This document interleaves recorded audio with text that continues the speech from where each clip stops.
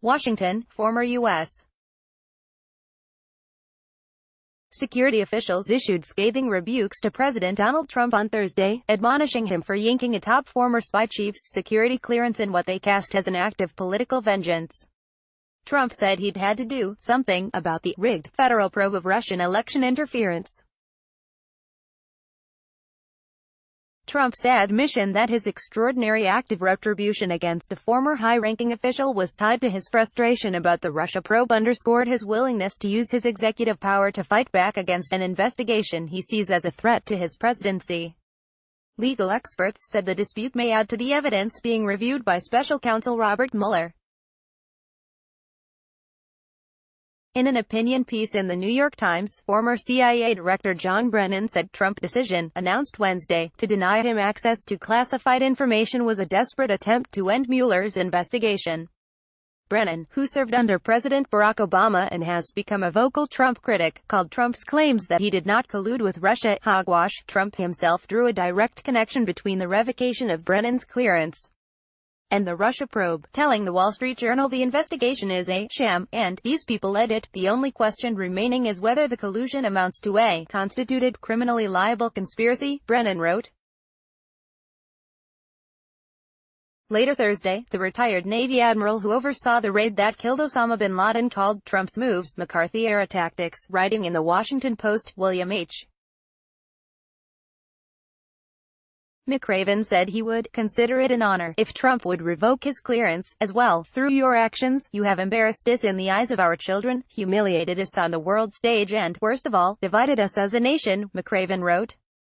Trump on Wednesday openly tied his decision to strip Brennan of his clearance, and threatened nearly a dozen other former and current officials, to the ongoing investigation into Russian election meddling and possible collusion with his campaign.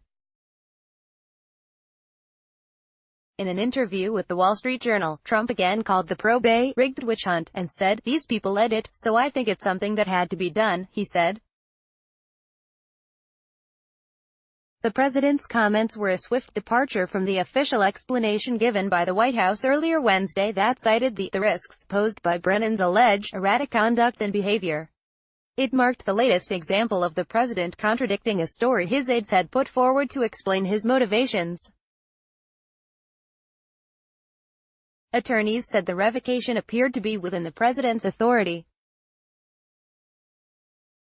but they noted the power play also could be used to reinforce a case alleging obstruction of justice, following the president's firing of former FBI Director James Comey and his repeated tweets calling for the investigation to end. Patrick Cotter, a former assistant U.S. attorney in the Eastern District of New York and a longtime white-collar defense attorney, said that while a prosecutor could argue that Trump's targeting of clearances was intended as a warning that, if you contribute to, participate in, support the Russia probe and I find out about it, I'm going to punish you, it is likely not obstruction in itself. But, he said the move would be a powerful piece of evidence for prosecutors as part of a pattern to demonstrate an intent to use presidential power in connection with the probe.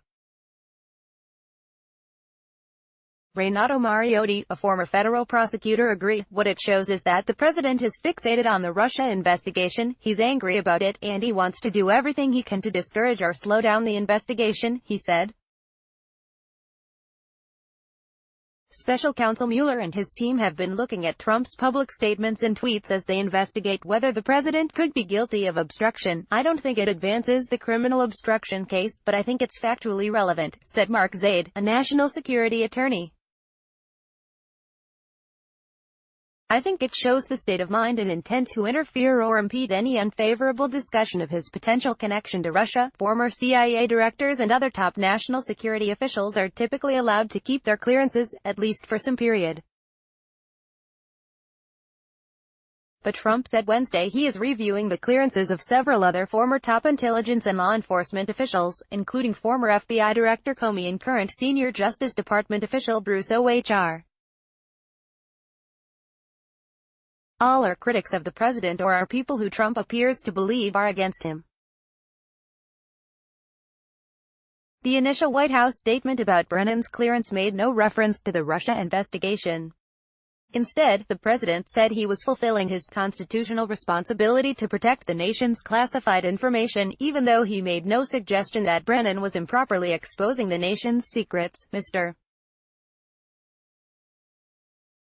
Brennan's lying and recent conduct, characterized by increasingly frenzied commentary, is wholly inconsistent with access to the nation's most closely held secrets, Trump said. Just hours later, his explanation had changed. "You look at any of them and you see the things they've done," Trump told the Journal. "In some cases, they've lied before Congress. The Hillary Clinton whole investigation was a total sham. I don't trust many of those people on that list," he said. "I think that they're very duplicitous.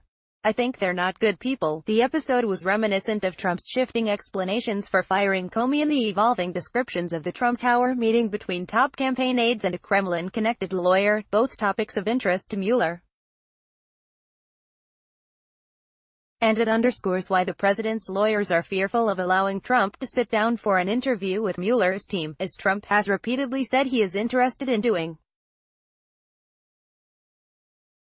In announcing Comey's firing, the White House initially cited the former FBI director's handling of the probe into Democratic rival Clinton's emails, seizing on the FBI director's decision to divulge details of the probe to the public during her campaign against Trump.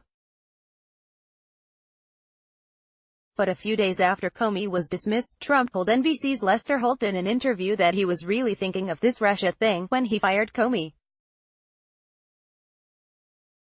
Trump later changed again, tweeting that he never fired James Comey because of Russia. Early this month, he admitted in a tweet that the Trump Tower meeting, which was arranged by his son, Donald Trump Jr., was a meeting to get information on an opponent. That directly contradicted a July 2017 statement from Trump Jr., written with the consultation of the White House, that claimed the meeting had been primarily about adoption.